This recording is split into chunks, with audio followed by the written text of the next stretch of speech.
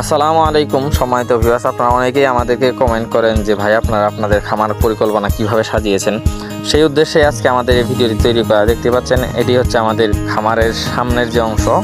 এখন আমরা আমাদের খামারে প্রবেশ করব এবং পুঙ্খানুপুঙ্খভাবে আপনাদেরকে দেখানোর চেষ্টা করব। খামারে ঢোকার পরেই বাম পাশে যে অংশটি দেখতে পাচ্ছেন, এই অংশটি আমরা রেখেছি গরুর খাদ্য রাখার জন্য। এখানে গরুর দানাদার খাদ্য এবং তাদের জন্য ঘাস খড় আমরা কেটে রাখি। আসলে যারা খামার করে প্রত্যেকেরই নিজ নিজ পরিকল্পনা থাকে, তো আমাদের পরিকল্পনা অনুযায়ী আমরা আমাদের খামারকে তৈরি করেছি। যে যন্ত্রটি আপনারা দেখতে পাচ্ছেন এটি হচ্ছে আমাদের খামারের মল পরিষ্কার করার জন্য। আর এখানে আমাদের গরুগুলোর পিছনে দেখতে পাচ্ছেন যে আমরা ড্রেন রেখেছি, যেন তাদেরকে পরিষ্কার করে দিতে আমাদের সুবিধা হয়। আমাদের সুবিধার্থে আমরা সেভাবেই এখান দিয়ে ড্রেন রেখে দিয়েছি এবং আমরা এখান থেকে দূরে সেগুলোকে পাইপের মাধ্যমে নিয়ে গিয়েছি। সেগুলো আমরা আপনাদেরকে পরে দেখাবো ইনশাল্লাহ।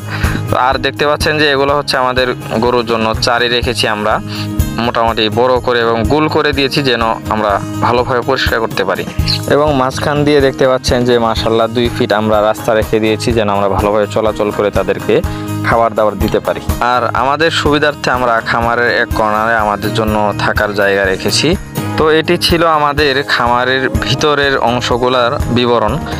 আসলে দেখতে পাচ্ছেন যে আমাদের খামারের ভিতরে আমরা পর্যাপ্ত পরিমাণে জায়গা রেখেছি। প্রত্যেকটি গরু ভালোভাবে তাদের জায়গায় শুয়ে থাকতে পারছে এবং দেখতে পাচ্ছেন তাদের মলগুলো পরিষ্কার করার জন্য আমরা বড় একটা জায়গা পাচ্ছি। আমরা চলাচলের জন্য একটি বড় রাস্তা রেখেছি।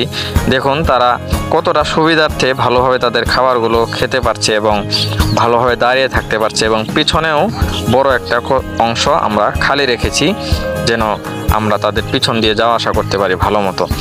আর এখন আমরা আপনাদেরকে দেখাবো যে আমরা আমাদের খামারে যে মলমূত্র আছে সেগুলোকে পাইপের মাধ্যমে অনেক দূরে নিয়ে গিয়েছি। এই যে এটি হচ্ছে আমাদের প্রথম স্থান। এখানে মূলত খামার থেকে ময়লাটা আসে, তারপর এইখানে আসে। এখান থেকে আমরা আরও দূরে নিয়ে গেছি কয়েকটা ধাপের মাধ্যমে এবং প্রত্যেকটি জায়গা হচ্ছে আগের জায়গার তুলনায় অনেকটা নিচু করে দিয়েছি, যেন ভালোভাবে পানিটা পরিষ্কার হয়। এই দেখতে পাচ্ছেন 2 পাশে 2টা পুকুর রয়েছে। এক পাশে আমরা গোবর রাখি এবং এক পাশে খামার পরিষ্কার করার যে পানি সেগুলো। তো এই ছিল আমাদের খামারের সংক্ষিপ্ত বর্ণনা। তো যদি আপনাদের ভিডিওটি ভালো লাগে তাহলে লাইক, কমেন্ট, শেয়ার করবেন এবং আমাদের জন্য অবশ্যই দোয়া করবেন, যেন আমরা আমাদের খামারকে ভালোভাবে পরিচালনা করতে পারি এবং আল্লাহ তাআলা যেন আমাদেরকে সফল উদ্যোক্তাদের মাঝে গণ্য করেন। আসসালামু আলাইকুম।